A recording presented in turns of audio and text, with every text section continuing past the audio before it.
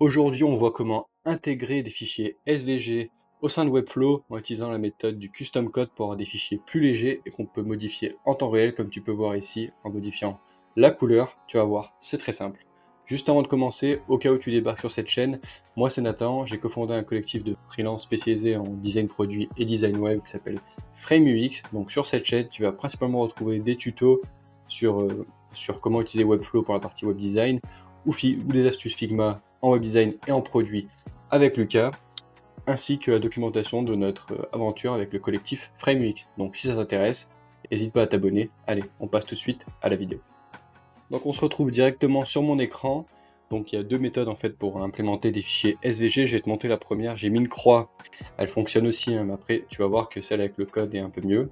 Donc comment tu fais? Tout simplement sur ton Figma ou n'importe où, tu télécharges un fichier SVG, tu ajoutes une image et après tu importes ton image. Ici SVG, on voit qu'elle fait 869 bytes, donc elle est très légère hein, quand même. Donc voilà, ça c'est la première méthode très simple, mais ça tu dois déjà connaître, donc on va passer directement à la méthode qui m'intéresse le plus, celle qu'on utilise du embed code. Donc d'abord, qu'est-ce qu'il faut faire? Si tu designs, tu utilises sûrement l'outil qui s'appelle Figma. Donc voici, là je suis sur mon écran avec Figma. Ici ce que j'ai pris tout simplement une icône avec un format SVG au hasard, donc une fusée, qui est ici. Et en fait, il y a un petit trick maintenant avec la partie Figma pour dev, pour développeur, Figma for dev. Ici, le dev mode, tu as juste à appuyer ici, tu tournes sur le dev mode. Qu'est-ce que tu fais après? Tu cliques sur l'objet que tu veux sélectionner, ici notre roquette 02, tu descends, et tu vois ici qu'il y a un encadré avec SVG. En fait, c'est un code SVG comme tu peux voir ici. Et ce que tu as à faire en fait pour l'intégrer dans Webflow, tu copies, tout simplement. Tu reviens sur Webflow. Ici, tu fais un embed, donc là je vais le vider. Normalement, ça va supprimer. Voilà, il n'y a plus rien, donc j'ajoute un embed classique, hein, donc commande K, shortcut, embed, embed, colle ton texte, là ton code, et voilà, ton icône.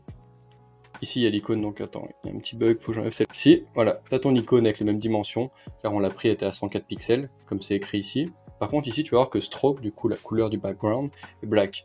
Donc imaginons ici que je veux modifier le background, là ici j'ai en white, de la police, pardon, ici il ne se passe rien. Comme tu peux voir. Qu'est-ce qu'on va faire pour qu'on puisse modifier directement les couleurs de nos strokes? Tout simplement, on va revenir ici, et au lieu de stroke black, on va tout simplement écrire current color.